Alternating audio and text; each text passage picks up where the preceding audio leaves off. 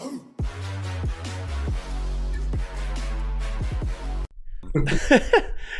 right. What's going on, y'all? Welcome back to the Humble Hustle Project. We are back with another episode talking about doubt, self-doubt, things that kind of may provide as barriers to our own actions, to our own moves.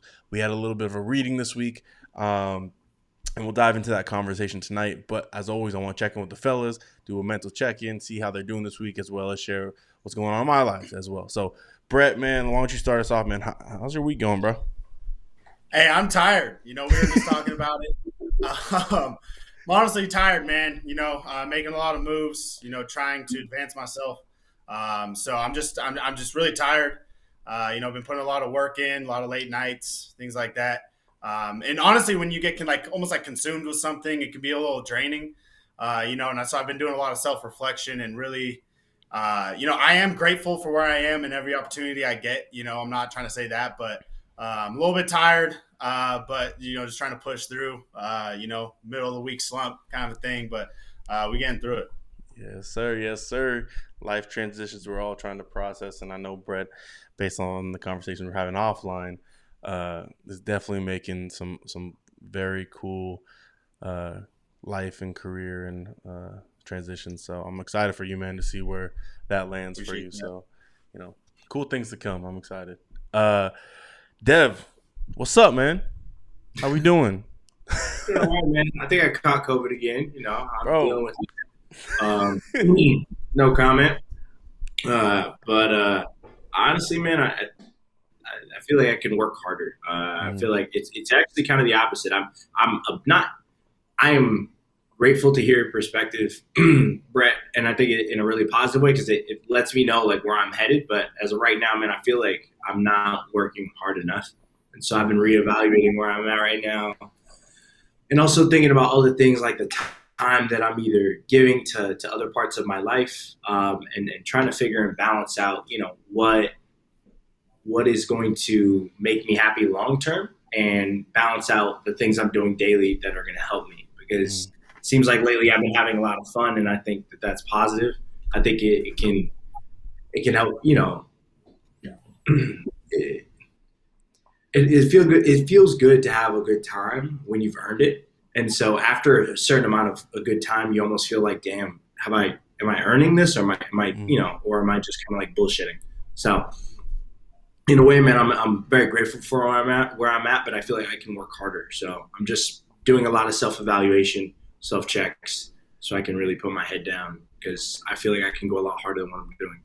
Hey, man, I think you brought that quote up recently, and I think we're all at different stages in our own career, personal lives, and just like as we're processing the different stages that we're currently in, but also on our trajectory to where we want to go. Is like you brought up that quote of like certain times make. Good times make soft men, and hard times make good. Say it. I'm messing it up. What was it? Good times make or hard times make hard times make hard men. Hard men make good times. Good times make weak men. Weak men make hard times. And so it's a big cycle of what we go through. At least I heard it from like Joe Rogan show, and I was like, oh yeah, that's. Well, I wanted to just bring that up because it makes me think of like. Hey man, like if you're doing what you're supposed to be doing, handling your business, yeah, have some fun. But then it's also like I commend you for that reflection of like, oh, I can do more, because that's that part where it comes in on like discipline and holding yourself to your own fire, holding yourself to your own story. Like, oh, maybe I'm enjoying, a little too much. Maybe I'm not doing the stuff I need to do to hit my benchmarks or my goals, or. Nah, man, I earned this. I got my time. I paid my dues. I'm doing what I'm supposed to be doing. So that inward conversation, I love it. It's reflection. It's awareness. It's being conscious of your current position in life. So that's good, man. That's good. Yeah. So myself, fellas, things are good. Things are transitioning. I'd say, although I'm looking to grow in my current career a little bit faster than I currently am, I'm super, super grateful for some of the programs and things I'm able to be a part of and projects that I'm helping launch. man, they're keeping me busy, and they're starting to see the full breadth and caseload of what my job scope is in terms of the programs I'm involved in in the public education sector that I'm in, and so um, I'm being verbally acknowledged in many spaces, which is cool. Um, and so I'm enjoying. It's very fulfilling work. I can't express enough how much the kids that I work with and the students I work with. Actually, they're not kids; they're adults. They're all 18 and up.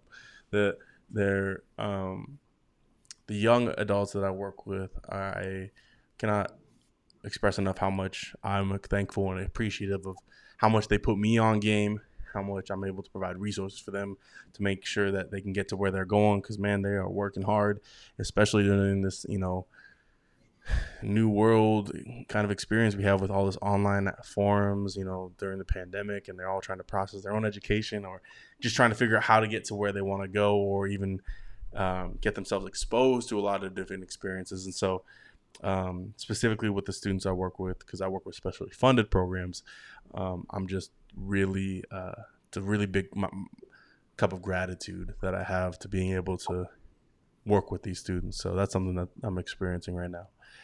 On another note, I am similar to Brett of trying to, again, propel and springboard my career into that next level, and see where that lands for me, man. So, yeah. Also, for all the listeners who don't know, it's I won't put you on blast, bro, but it's Jake's birthday week.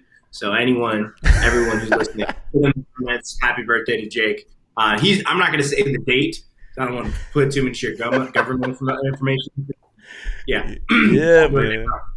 Another year for me is this week. So yeah. Even on that note, man, I'm like looking at my current position and like seeing as I'm getting closer to 30. I'm not 30, and as I'm getting closer to where I want to be and what I'm doing, and even with my crew, my family, my friends, just seeing where everybody's at, and just trying to make sure I'm holding myself accountable to where I said I was going to be at by the certain times. And even if I don't land, just knowing that I'm well on my way. You know what I mean? It's kind of the one thing I'm taking away with my current experiences, but making sure that, again, having that discipline to keep hacking away at it. So, Yeah, you are getting up there in age, man. So hey, watch your mouth, bro. Hey, man, I'm only 21, so. Oh yeah. Big 2-1, man.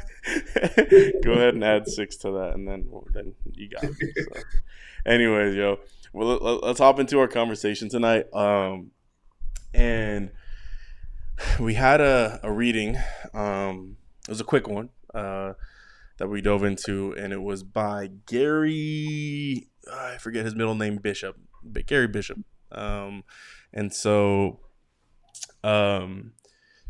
it was called Unbleep Yourself, Unfuck Yourself. So anyways, and so it was a pretty direct call to action on getting over any kind of mental barrier. So for those of you that like the kinds of motivation where it's just kind of like calling you out and you're like, damn, this person's kind of talking to me a little bit, this book's for you. Like this is the one that's kind of like he opens it up pretty quickly of like, are you doing what you're supposed to be doing? Why are you not doing what you're supposed to be doing? It's not that deep, to be honest. It's not one of those deep conversations. It's just like, what are you doing? Stop it. Are you doing what you want to do? All right, change that. But I wanted to provide it as a foundation for tonight's conversation around doubt, having self-doubt, our experiences with that, and what it means to kind of overcome some of those apprehensions we may have to diving into new things, new ventures, new careers, new relationships, and why we may consistently doubt ourselves, and ultimately it might hinder us because we can't give ourselves fully to whatever we're doing. I think tonight I want to start with the question of, for you, when you hear the word self-doubt or topics around that, what kinds of feelings, information comes up to you or comes to the foreground for you when you hear that about, any doubts you have in your own life, or stuff you hear about overcoming that. Right. Yeah. So when I hear the word doubt, to me, it's almost like restricting, right? Because it's Mm, self inflicted. Whether you're doubtful about what you're able to do, or you're doubtful about where you're able to go. I really think it's just you're just restricting yourself, because if you have doubt, I think confidence is key, right? mm. So if you have doubt, like you're not going to put your best self forward. You're not going to be constantly pushing yourself, because you got that voice in the back of your head being like, you're not that person, or you're not going to be able to do that. So when You're I not hear the that guy, word doubt, pal. You're not that guy. yeah, trust me, pal. Um, but like it's like it almost like restricts you from being the best you can be. Yeah. And those doubts, like, dude, they can weigh heavy. Like, I've had some doubts, in even in my recent experiences that I'm going through. And they can be very negative, and it can weigh you down. It can make you not want to put in extra time. It can make you just be like, what, I'm just going to go for it. Like, whatever, I'm just going to, and not really prepare yourself for whatever you're doing. So Mm. doubt to me is something that could be very debilitating, I guess is a good word, in regards to your mental health, how you're conducting yourself, things of that nature. Yeah. What about you, Dev? What I, what do I think of when I think of like kind of not unfucking, or like kind of unfucking yourself, or just the idea of you know self doubt is. There's a quote that I like think of, and I know we're trying to stay away from quotes, but this is one that really aligns with me.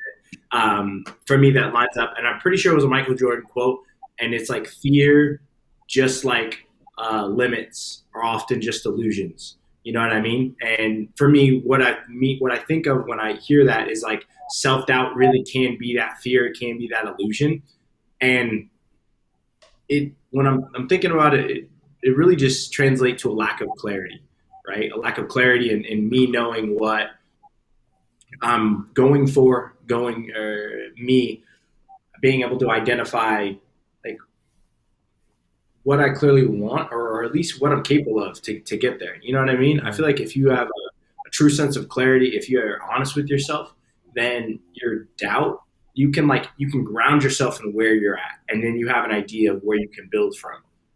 But doubt is like a dream killer. Do you think? And I was gonna ask both of you. Do you think? Or I guess the question I have here is like, when doubt arises, what do you think that stems from? And one, and do you think it comes more from your own internal processes, or do you think it comes from external influence? mm, Mm. if I had a number to give it, I would give it 80-20. I would say 80 to 90% of it comes from inner, and the 20 to 10% can come from the outside influences. Mm. Just because the way you think of yourself and whatever situation you're attaching doubt to, that's normally self-inflicted, right? And it's just like, because if you ask somebody else from a different perspective, they'll say, I never thought that. Do you remember the conversation we had about expectations? Yeah. If you have an expectation for a situation, you ask someone else who you do not know, and they talk to you about that situation, they're like, no, why would you have that expectation? It doesn't make sense. It's a very, for me, I think about it in a very similar line, but I would attach it like 80-20. But I feel like they both have factors. Mm. Yeah, Dev, I think you hit the nail right on the head. I think that the internal doubt is much more powerful, because to me, if someone on the outside doubts me, it's like, all right, bet. Like doubt me, Yeah. like that fuels me, right? It's doubt me, I'm going to prove you wrong. So it almost like Mm. motivates me. I feel like the internal side to that is much more debilitating. You can get stuck in your own head, and those doubts can just like eat away at you. Yeah. And they're harder to be like, I want to prove you wrong. So in that regard, I think it is, about 80-20, and like I said, those external ones, I think are a lot more easier to deal with. And those internal ones I think are just much more impactful, and especially because it's like how you conduct yourself, right? Yeah. So I think it's much more powerful. The doubts that are inside are much more powerful than those on the outside. Yeah, man, I agree, man. I think I like the inside conversation gets really crazy for me, man, because I'm very much process, like I'm an individual that is in my head so much so that sometimes I'll just blank in conversations, and y'all can attest to this. So much so Yeah. that, in almost a bad way.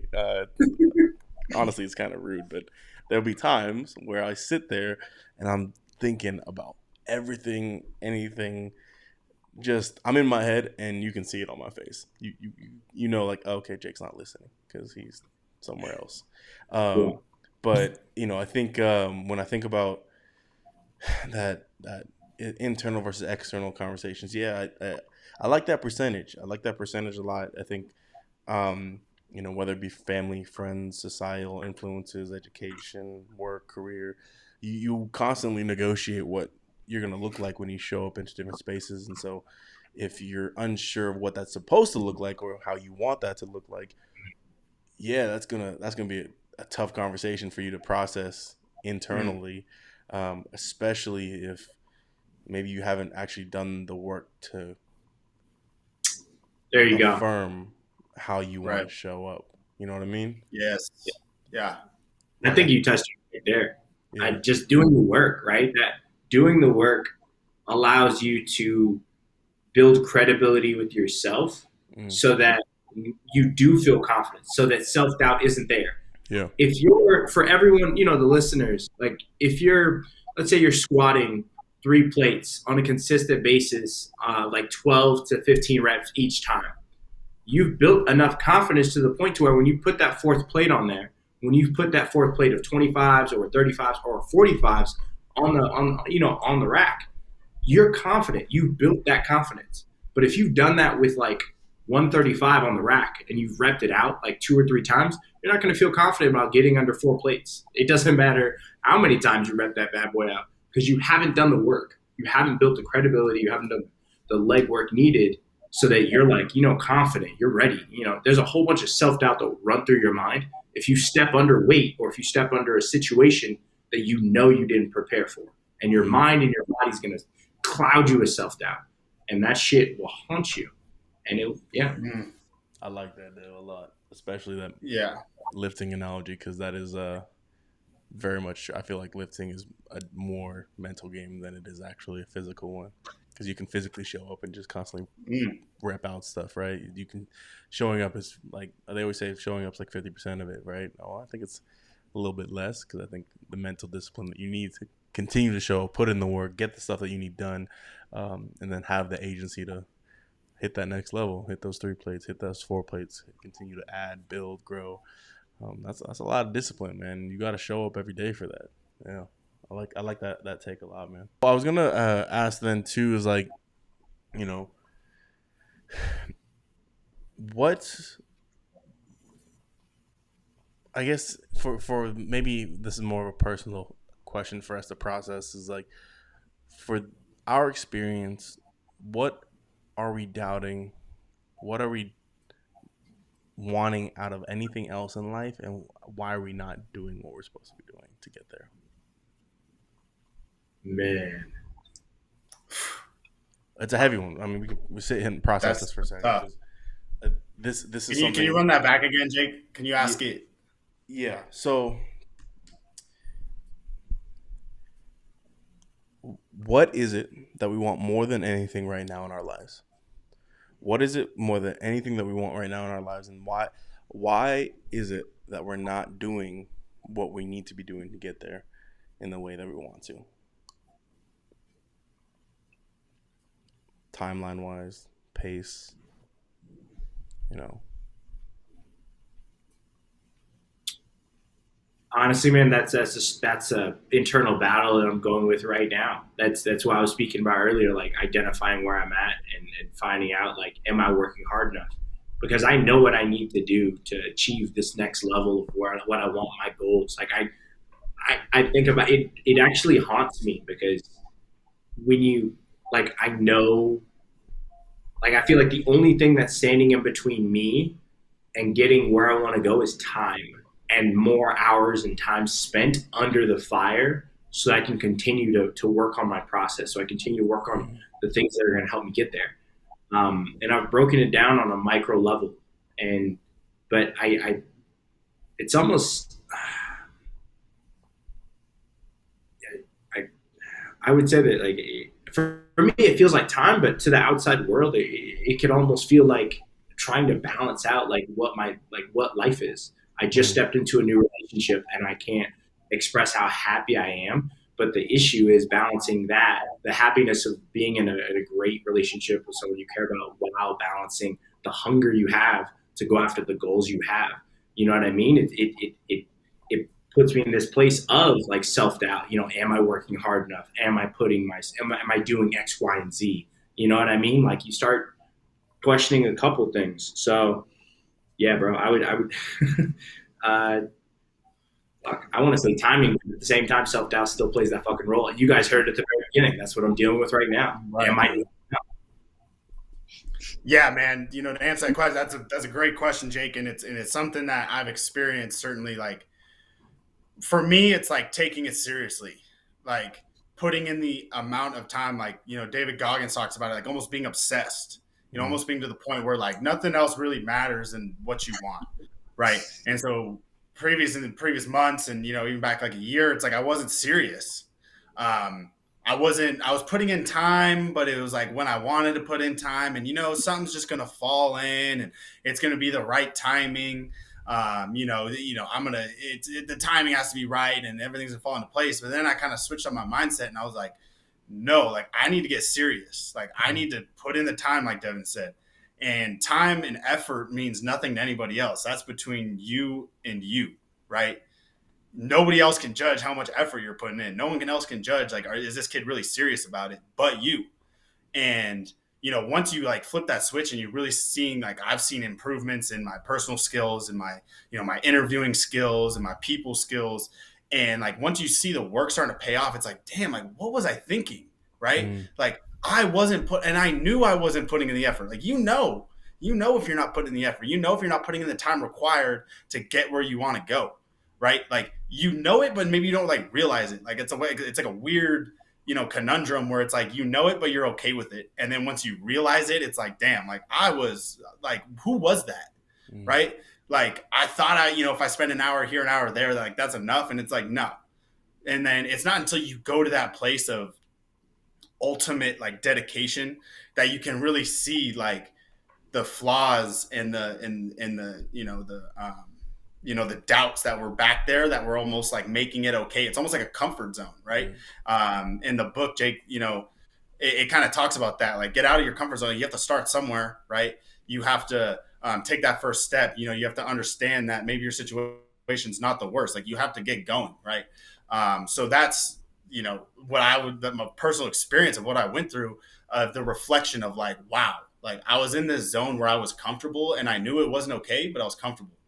mm. And now that I'm here, like I'm stressed, like I'm tired, but it's like so impactful and it's so meaningful to me personally.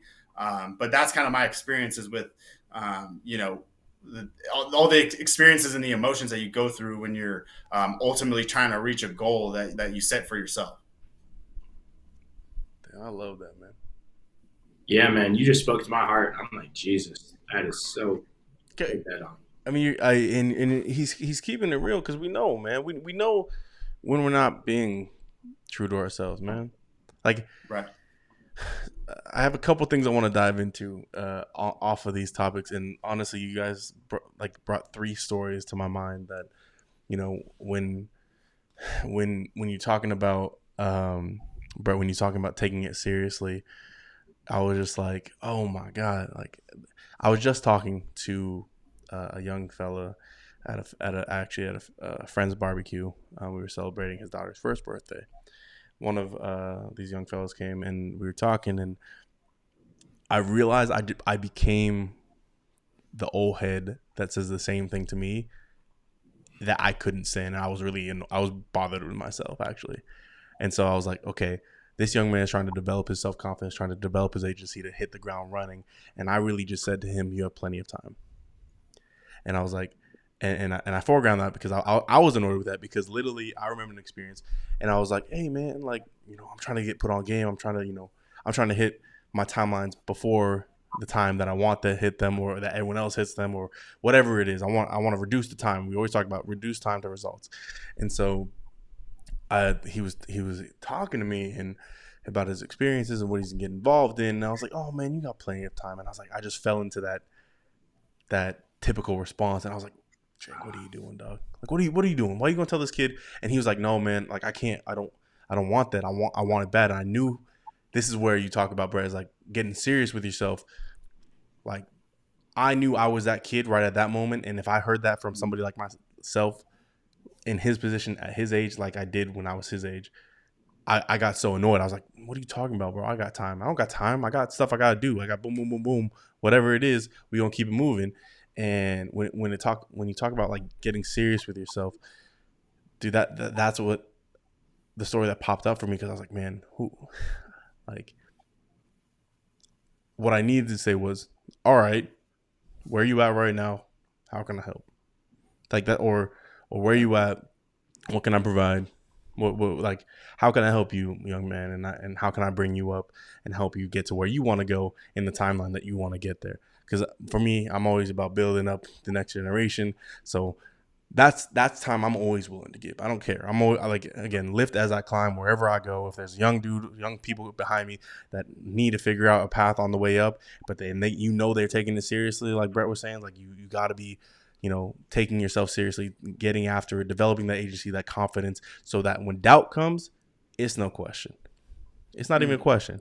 And so that was something that sparked up for me there, Brett. And then secondly, it reminded me of a story where in my grad school days, I was a teaching assistant and I was grading papers, man. And so, you and Dev talk about, when you've done the work. I've had two situations where I've had students come up to me and they weren't happy with their grades. One had a B, one had a C. And basically, they were bothered, and they were saying, and I guess they're typically 3.0 or 4.0 students. The B student paper comes up to me, and they were pissed. They were like, "What is this? I'm a 4.0 student. Da da da. Like, give me all this stuff. Like, I deserve this, this, and this, and this in the grade." And like, I'm gonna be real with you. I'm in grad school. I'm a TA. I'm not getting paid no money. I'm the grading the papers of this class after the 3 jobs I was working doing my grad program was the last thing on my mind that I cared about. Mm-hmm. So yeah, I probably glanced over it faster than I should have. That's disrespect to him, to that young man, and I felt bad. So he basically, I was like, all right, you know what? I'm gonna give you your opportunity. Grade yourself right now. And I was basically like, okay, tell me why, and we can figure out why. And without hesitation, without skipping a beat, this student said, I deserved A on this section, and A on this section, A on this section. And then he got to the other half of the paper, and then he started to realize, like, okay, maybe, here's like an A minus, but here's why. And then he gave me very specific responses on why, this, and that. I was like, all right, man, congratulations. You now have an A minus. So I just changed his grade right there because he had the agency. He knew, he had no doubt about what he actually did, but he had to process through on why he maybe didn't deserve the exact A, but maybe he got the A minus. And then, for the C student, they came in, they complained. I was like, okay, go ahead, run it down the list. Why do you deserve a B? Nothing. Let alone they're probably grateful that I gave them a C. Yeah. You know what I mean? Yep. So about that, around that self-doubt, man, I really enjoyed that piece there, Brad. I got a personal story I can kind of chime in. Yeah. Something that just recently happened. I'm on an interview. It's going great. It's going really good. And all of a sudden, the interviewer hits me with a question. And you guys feel free to answer this. This could be like a rhetorical question for anyone listening. And he says, if I were to hire you, what's the biggest risk in that? What's the biggest risk in hiring you? And I was like, wow. I mean, I was almost like speechless. I didn't know what to say, right? All of a sudden, all these doubts coming through my head. Like, why don't you have an answer? Like, why don't you have an answer to this question? Why haven't you prepared for this question? And then all of a sudden, it kind of circles back around where it's like, the doubts of like who I am as a professional. Like, it was like a whirlwind, right? And he's like, yeah, give yourself 30 seconds, think about it. And I'm just sitting there talking. I'm like, man, that's a really good question. Like, and he's like, come on, if you got something to say, just say it. Like, just say what's ever on your mind. So I come up with this answer that's like, oh, if I'll take risks and they might not work out. Like, it was like cookie cutter, bro. Mm. And I turn it around and I spin it around being like, oh, but I'll learn from those experiences. And At the end, he's like, "Hey, do you got any questions for me?" And I said, "Look, like that was a really good question. Like you got me. Like I'll admit it. Like you really got me. Like I didn't know how to answer. Mm. If I could ask you, what do you look for in an answer?" And what he said like directly relates to this because he's like, "Look, I look for honesty. Right? I can tell if you're being honest about a flaw or something about you as a professional. I can tell if you're being honest." And then you did what 99% of people do is you turn that negativity and you try to spin it into a positive. That's not what I look for. I wanted you to identify your flaw, and then I wanted you to walk me through how you deal with it. And I was like, wow, like that almost relates to life. Like everyone has flaws and everyone has, things that maybe they're not happy with, but like, how do you work through them? Like he wanted me to lay out how do you deal with that? Like how would you, if you worked here, obviously you're going to have flaws. How are you going to work through them? And are you cognizant of them? Is what he also said. Like, are you aware of these flaws? And these doubts, because flaws, very closely associated with doubts. Are you consciously aware of it? And then how are you going to work through it?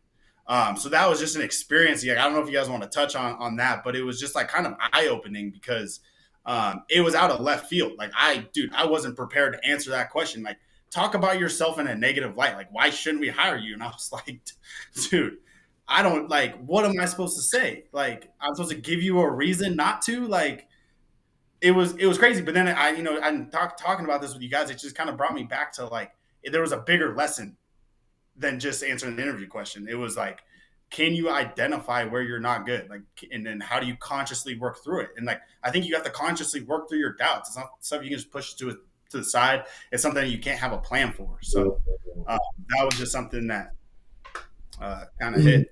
Brett over here dropping fire tonight, man. I'm just like, damn, man. Look, he shaved the Magnum PI mustache. He looking, dude, the lighting's all clear. rock, Look at that. You know what I'm saying? He said, I'm coming in with that heat. Ready to be like that. Yo, that's so good. Damn, man. That was good, dude. Say that question one more time that he asked you. He asked me, okay, if I were to hire you, what's the biggest risk for me and my company? What is the biggest risk if I hire you? Was the question. Man, that was solid. Like, think about it if I hadn't told you, like, how would you have answered that? Like, talk about your doubts, talk about your flaws, talk about like where you're not good. Like, that is like almost as important a conversation to have with yourself than it is to talk about your strengths, and that's what the process I've been going through. And I can nail that. Yeah. But then you hit me with that. It like made me think like, wow, like that is such a different perspective. I commended him. I was like, dude, that was a good question. Like I admitted, I was like, you got me. I know my answer wasn't good. He's like, it was all right. It was good enough. But this is what I wanted to hear. This process, it was almost like he talked about a process of identifying and dealing with your doubts. It was really eye opening. Yeah. Dude. Yeah.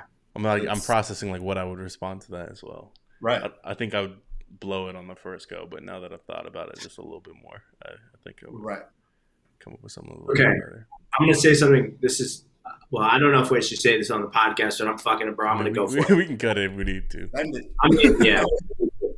So I've been doing edibles a lot more lately, right? And I know that edibles are not maybe the subject that we'd want to go down with this, but the reason why is like one thing I've realized is it puts me in this state of deep consciousness where I'm hyper aware of every situation I go through.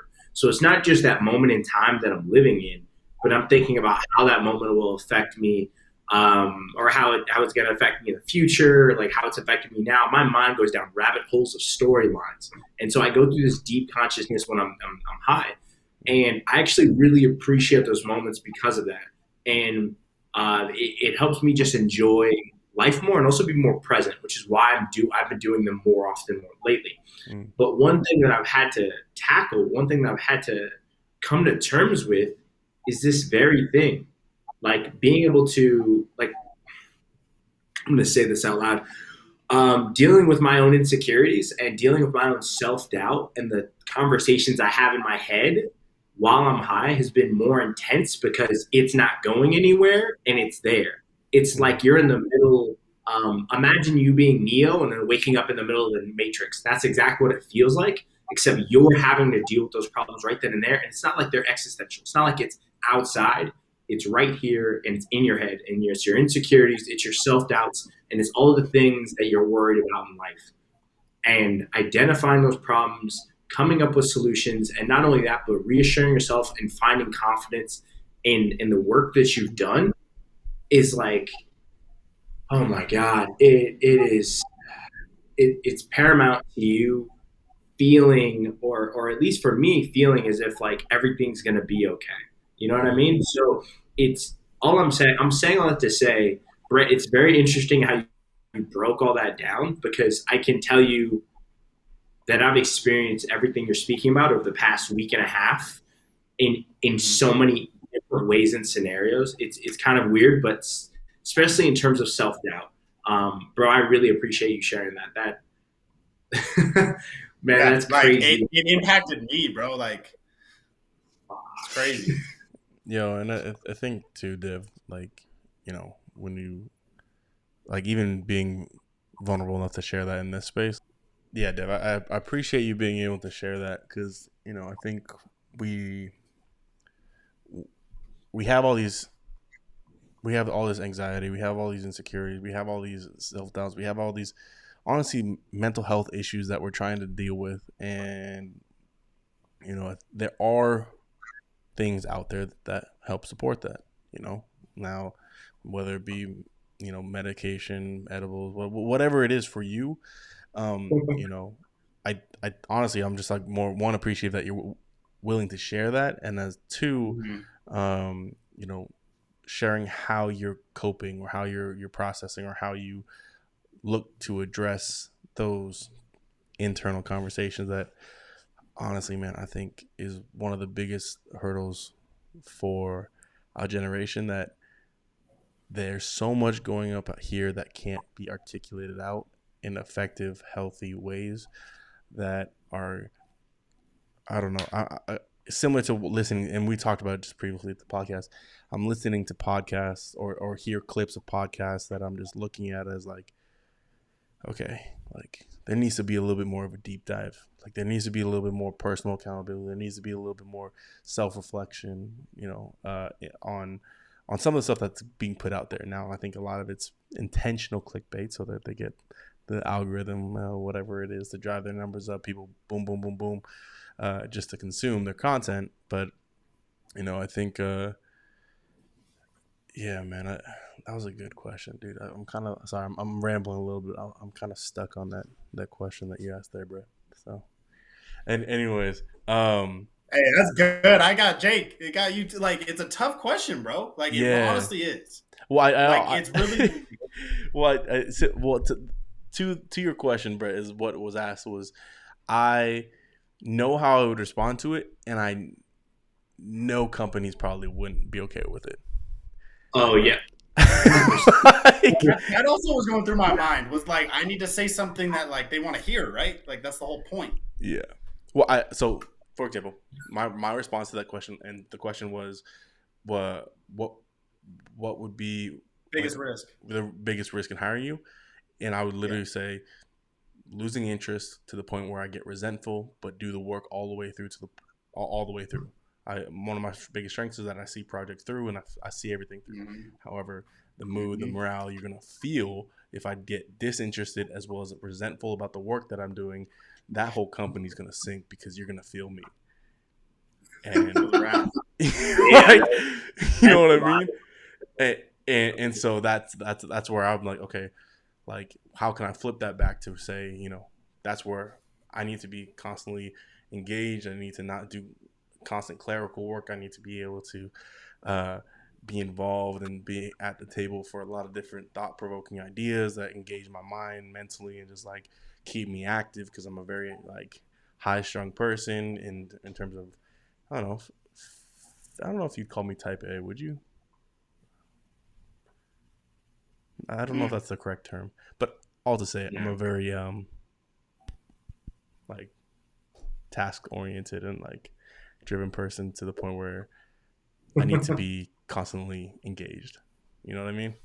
So if I ever get to the point where I get bored of it, and then I get resentful of the work that I'm doing, that's probably the biggest risk for any company to hire me. Mm. So, But if I'm helping others, that's something that always keeps me engaged. So, anyways, um, let's pivot here a little bit. So in the book, real quick, and I want to bring it up here. Um, the chapters are basically claimed as assertions by Gary Bishop. Okay, and so he foregrounds essentially 7 assertions that he says are ways to engage in basically unfuck yourself. Okay, how to maybe start the internal conversations with yourself. The first one being is that you're willing. You are willing to engage. You are willing to take action. You are willing to get involved. The second one is knowing to yourself, internalizing that you are wired to win. Saying that I am wired to win regardless of your current circumstance.